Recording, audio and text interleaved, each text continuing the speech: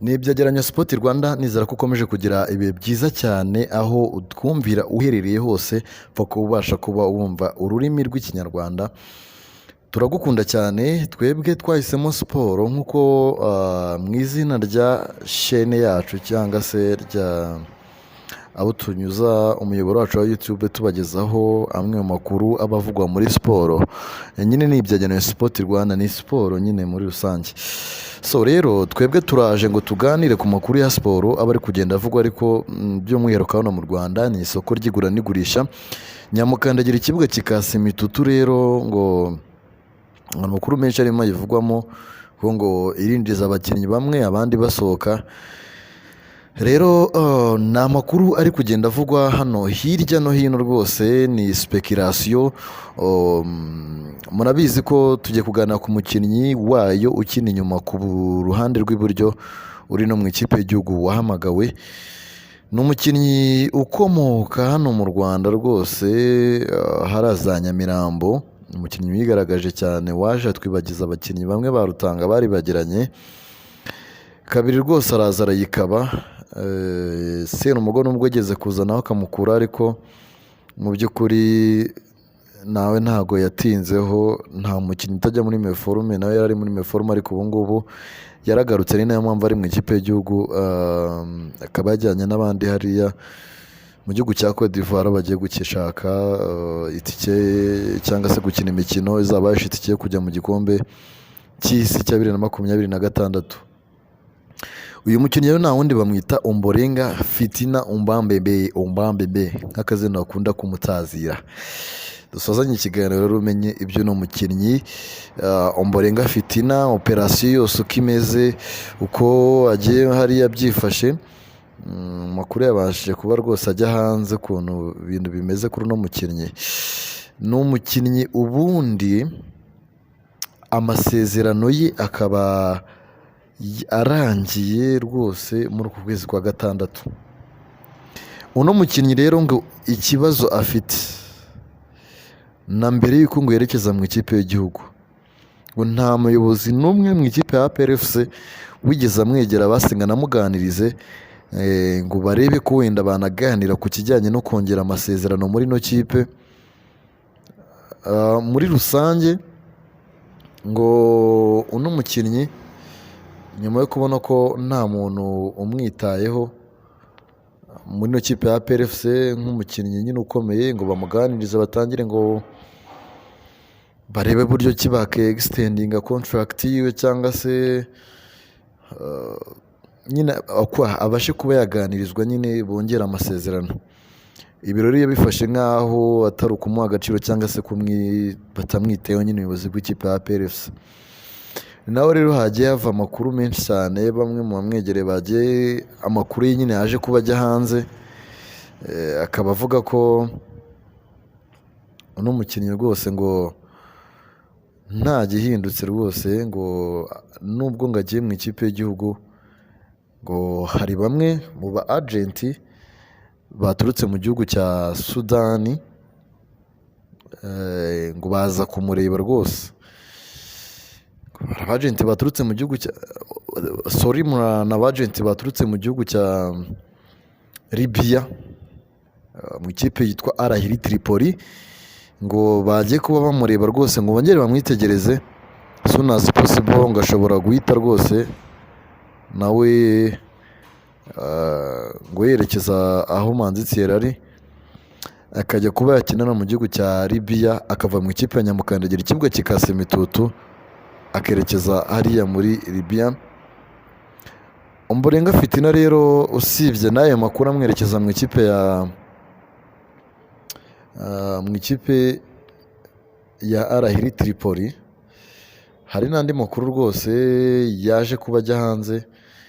Kuno mukinnyi yaje kuba ahura n'abayobozi b'ikipe ya Police FC. Police FC murabizi ko nayo izahagararira u Rwanda muri CAF Confederation Cup. Ni muri urwo rwego rero nayo irimo gushaka abakinnyi, igenda yiyubaka kugira ngo bazayifashe kugera aho izindi zitageze, cyangwa se nayo ibe yagera mu matsinda idutungure. Ngo hari abayobozi b'ikipe ya Police FC bahuye n'uno musore baramuganiriza, bamwumvisha ibyiza byo kujya muri polisi, kuba yazasohoka n'ibindi byose. Rero ngo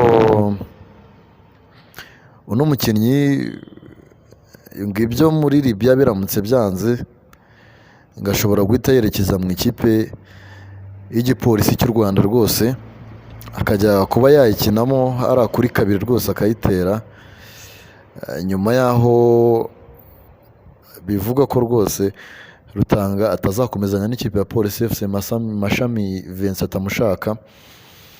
Ubwo Ombolenga niwe wahita ukabura mwanya. Ariko nanone harimo indi option igira iti, umunsi ubwo abayobozi b'ikipe ya PFC baramutse bamwegereye bakaganira, actually ngashobora kuba yahita ahindura ibitekerezo akagoma mu ikipe ya PFC, cyane ko PFC si umusaruro mubi yagize ku buryo wenda yakirukanwa kubera ikibazo cy'umusaruro mubi, ariko mu by'ukuri mu kuyivamo ni uko ngo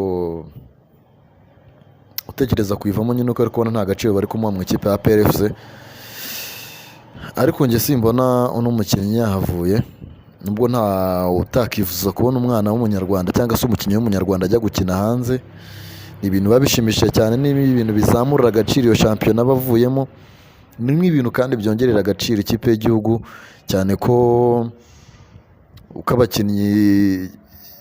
ikipe y'igihugu igenda ibona abakinnyi baturutse hanze niko igenda ikomera. Buriya iyo uvuye mu shampiyona yo mu Rwanda ukajya gukina hanze hari ikintu kiyongeraho, ariko ntabwo ari ukujya gukina hanze puru gukina hanze, ni ukujya no muri shampiyona zibona ko zisumbuyeho kuri shampiyona ya hano mu Rwanda muri rusange. Rero Ombolenga aramutse anabonye iyo opportunity yo kujya gukina mu gihugu cya Libya, ni ibintu byamufasha cyane, cyane ko tugenda tubibona nk'urwego rwa Mandisiyeri rwarazamutse, ubona ko Karambeze kiri mu Rwanda, kiri muri za AS Kigali, ntabwo byari bimeze neza cyane. Ariko ubu ngubu aho uno mukinnyi yerekeje hariya mu gihugu cya Libya, rwose ubona ko ibintu byagenze neza cyane, akaba yarazamuye urwego. Tubonye na Ombolenga yerekejeyo, ni ibintu twakakirana cyangwa se twakishimira nk'abanyarwanda, kubona umukinnyi ateye imbere nawe akaba yajya gutera iyo ntambwe nyine akajya gukina hanze. Gusa PFC nayo rwose sinzi, ubwo ibi bya Ombolenga birimo birasohoka hanze biza byiyongera kuri ba Christian nabo bavugwa muri polisi, nubwo Christian we yabihakanye, bikavuga ko hari na deal ngo afite hanze mu gihugu cya Tanzania bitaracamo nawe. Nyine ni ibintu bikiri aho ngaho, bikiri mu magambo, ariko we never know, nta wamenya, wasanga bagiye ubwo gutakaza abakinnyi nk'aba ngaba abadefanseri iri fo kuzana abandi bari hejuru yabo gatoya, cyangwa se nimba utakaje abakinnyi nk'aba ngaba uzana abandi bari hejuru yabo gato, kuzanya bari hasi yaho, ni ahantu ikipe waba uri kwiganisha bitewe n'intego zayo ifite zo kujya mu matsinda no kuba batwara CAF Champions League mu by'ukuri. So rero ni nyamukandagira ikibuga kikasa imitutu, ubona ko iri soko ry'igura n'igurisha ryihariye kabisa. Andi makipe nta n'umuntu ukiri kuyavuga, nta muntu ukiyarebaho, amakipe mato yaba ari aho ngaho. Ibintu byose ni nyamukandagira, bikwereka ikipe nkuru rero hano mu Rwanda, ikipe nkuru yaba mu bushobozi, yaba mu bikorwa cyangwa se mu bikombe yatwaye. Niyo kipe ifite ibikombe byinshi cyane hano mu Rwanda, yaba mu gikombe cy'amahoro, yaba mu gutwara shampiyona.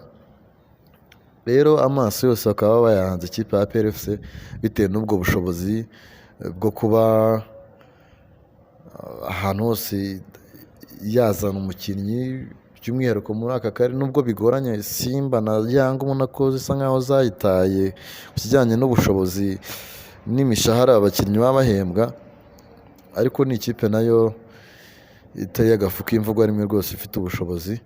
abakunzi ba Nyamukandagira rero mujya muri komantere mumbwire ati uko Ombolenga aramutse avuye mu ikipe ya APR FC uko mwabyakira se mwabasha kubona n'umukinnyi umusimbura cyangwa Ombolenga rwose agume muri Nyamukandagira ikibuga kikasa imitutu akomeje nyine afatanye n'iyo APR FC mu rugendo